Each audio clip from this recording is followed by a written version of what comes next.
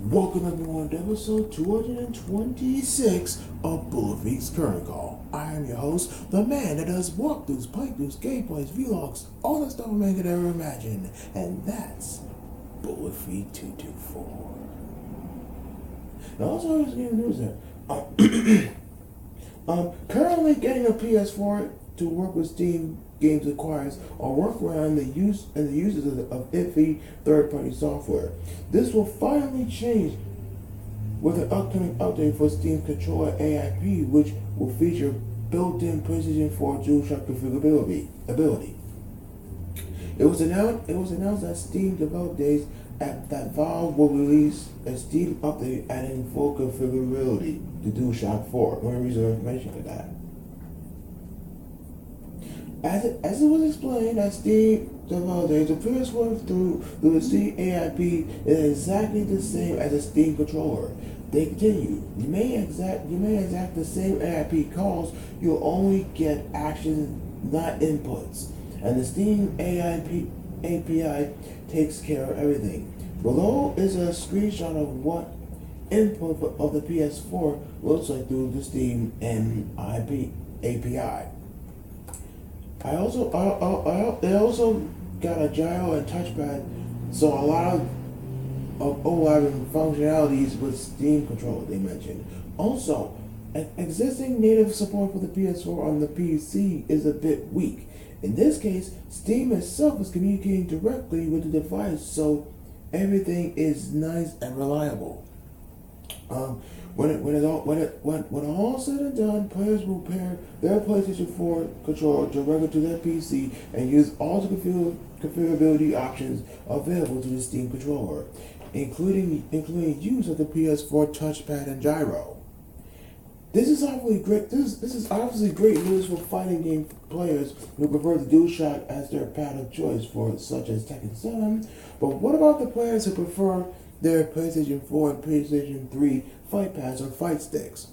Currently, it's unclear if the update will support other PS4 controllers besides the official DualShock 4.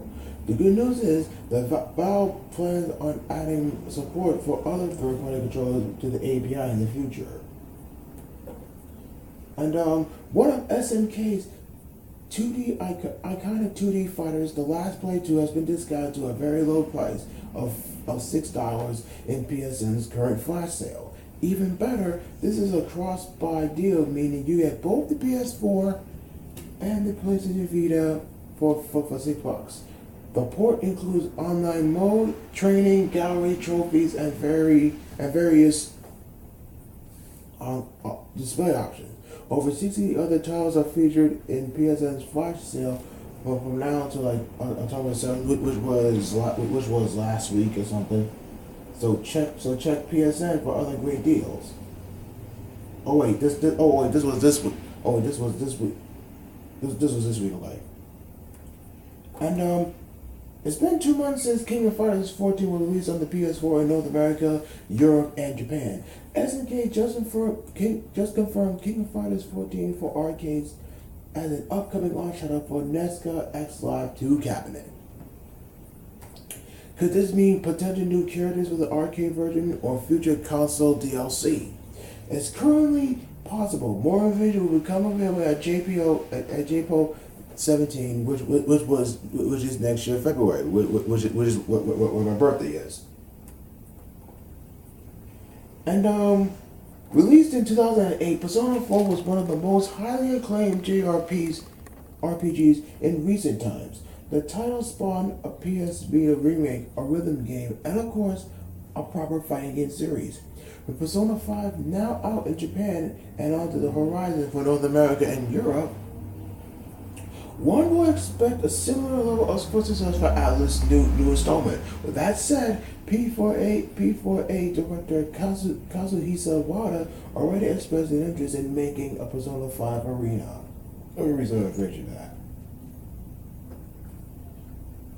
With that said, Persona 4 arena director Kazuhisa Wada already expressed an interest in making a Persona 5 arena, a fighting game spin-off. And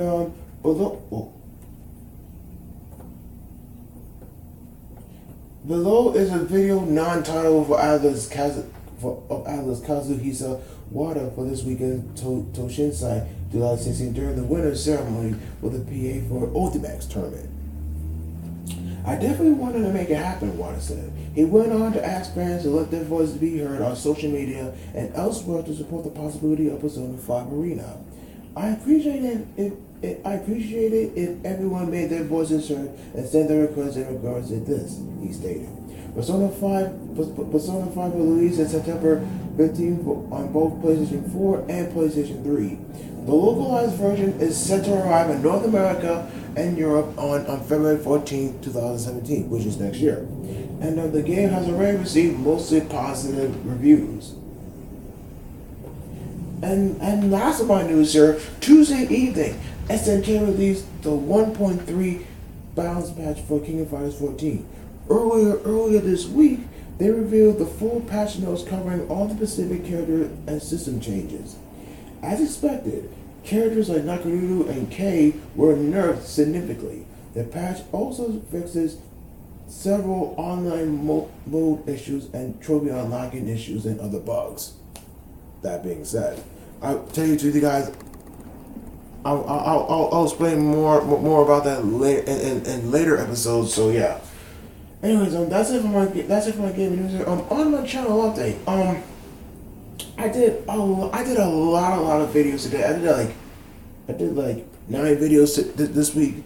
I only did my next mission on Tenchu Stealth Assassins with Wikimaru. I plan on doing Ayame story mode once I'm done with Wikimaru. I also did my next Survivor mode and Tekken Tag Tournament 2 for Wii U with Kazuya and Hwarang. And I also did my 30th gameplay on Super Smash Bros. Wii U, and I also did a vlog on my Wii U hard drive problems fixed. Luckily, I found my previous hard drive, my previous flash drive. I now got 2 flash drives just in case, so I can play a lot of Wii U games. And I talked about Nintendo's newest console, which is the Nintendo Switch.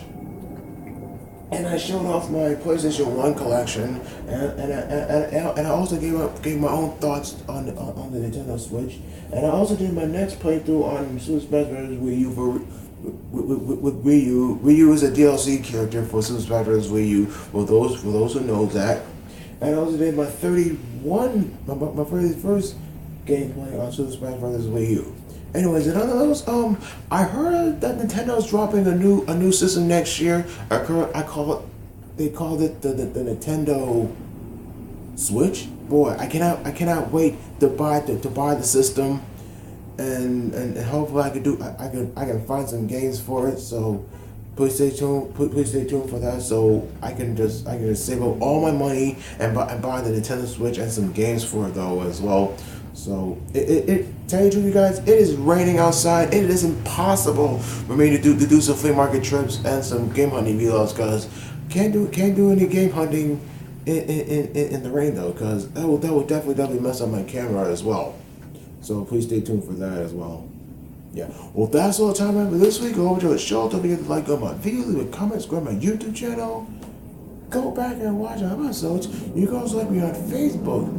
Hit me up on MySpace and add me to another PSN. Alright, you guys. Thanks for watching.